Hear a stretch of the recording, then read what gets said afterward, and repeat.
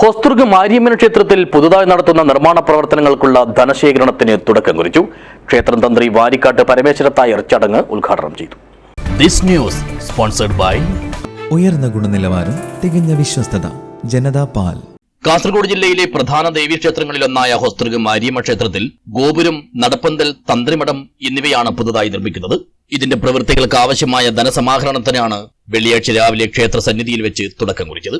ക്ഷേത്രം തന്ത്രി വാരിക്കാട്ട് പരമേശ്വരത്തായർ ചടങ്ങ് ഉദ്ഘാടനം ചെയ്തു. ഡോക്ടർ വിവേക് സുധാകരൻ അധ്യക്ഷനായി. മാരിയമ്മക്ക് ചുറ്റുമതിൽ, ഗോപുരം, തന്ത്രിമഠം, അതേപോലെ തന്നെ ഒരു നടപ്പന്തൽ. കുറേ കാലങ്ങളായി നമ്മൾ ഇതിന് ശ്രമിക്കുന്നുണ്ടെന്നുണ്ടെങ്കിലും അതിനുള്ള സമയം വന്നിരിക്കുന്നത് ഇപ്പോഴാണ്. അതിൻ്റെ ഈ ഫണ്ട് ശേഖരണ ചടങ്ങിൽ വളരെ സന്തോഷപൂർവ്വം പറയുവാൻ വേണ്ടി ആഗ്രഹിക്കുന്നു. ക്ഷേത്രം ട്രസ്റ്റി ബോർഡ് വക 1 ലക്ഷം രൂപയാണ് ഇന്ന് നവീകരണ കമ്മിറ്റിക്ക് കൈമാറിയത്. കൂടാതെ മലബാർ ദേവസ്വം ബോർഡിൽ നിന്നും ഉള്ള സഹായധനവും കൂടി കിട്ടുവാൻ വേണ്ടി ശ്രമിക്കുന്നുണ്ട്. അതിനൊരു നല്ല തുക അതും കൂടി കിട്ടുമെന്നുള്ള ഒരു പ്രതീക്ഷയും കൂടിയുണ്ട്.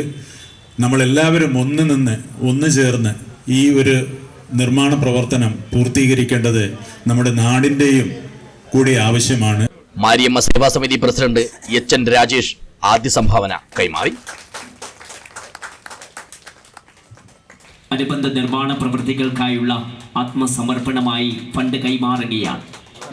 ബ്രോഷറിന്റെ പ്രകാശന കർമ്മം ബി രാധാകൃഷ്ണന് കൈമാറിക്കൊണ്ട് നിതിൻ നാഗരാജ നായിക് നിർവഹിച്ചു.